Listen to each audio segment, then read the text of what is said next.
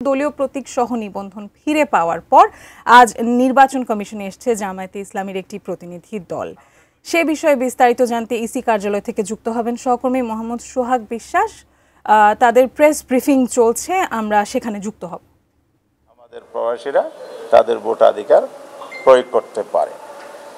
আমরা ফোর্থ যেটা আমাদের আজকের ইস্যু ছিল সেটা হলো লোকাল গভর্নমেন্ট ইলেকশন।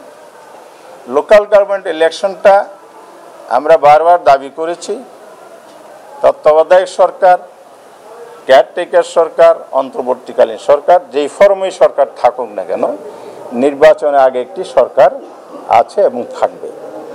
সেই লাইনে কিন্তু ঐক্যমত্য কমিশন কাজ করছে এবং সব দল কিন্তু এ ব্যাপারে একমত হয়েছে। অর্থাৎ একটা অন্তর্বর্তীকালীন সরকার যে হবে এবার কারো দ্বিমত নাই। সেই সরকারটার অধীনে যদি লোকাল গভর্নমেন্ট ইলেকশন হয় তাহলে এটা অনেক বেশি ফেয়ার এবং গ্রহণযোগ্য হবে এবং সেখানে জনগণের সঠিক প্রতিনিধিত্বটা আসবে।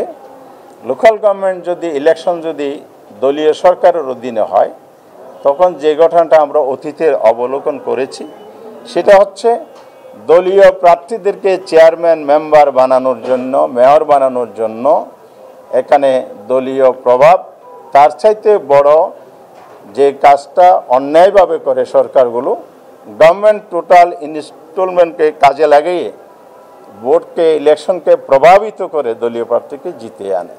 সব মশার বিরুদ্ধে সুরক্ষা দিতে এলো বসুন্ধরা এক্সট্রিম অ্যারোসল, মশার বিরুদ্ধে এক্সট্রিম সুরক্ষা।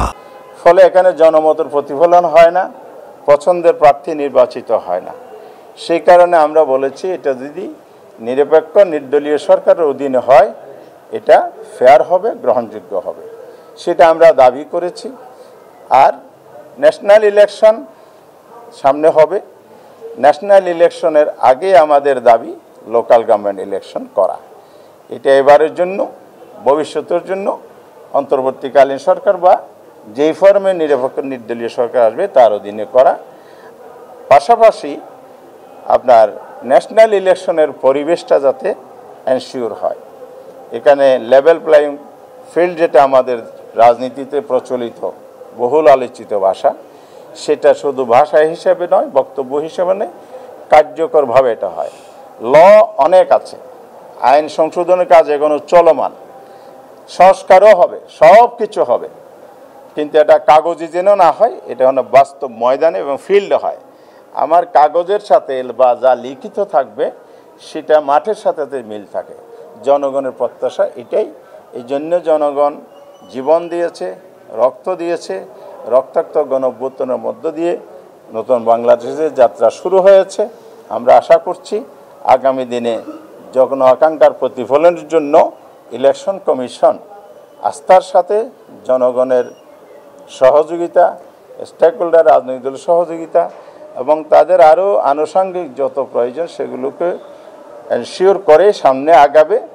আমরা আশা করছি আগামী একটা সুন্দর নির্বাচনের মধ্য দিয়ে এদেশে প্রতিষ্ঠিত হবে, এই প্রত্যাশা আমরা রাখছি। এটাই ছিল আজকের আলোচনা। প্রস্তাবগুলো আপনারা দিয়েছেন, এগুলো নিয়ে তো আপনার জাতীয় ঐক্যমত্য কমিশন কাজ করছে, সেই প্রস্তাবগুলো এখানে কেন, ওখানে প্রস্তাবগুলো এখানে কতটুকু ফ্রুটফুল হবে? হ্যাঁ, এটা হচ্ছে জাতীয় ঐক্যমত্য কমিশনে আলোচনা হচ্ছে। এখানে জুলাই চার্টার বা ন্যাশনাল চার্টার একটা হবে।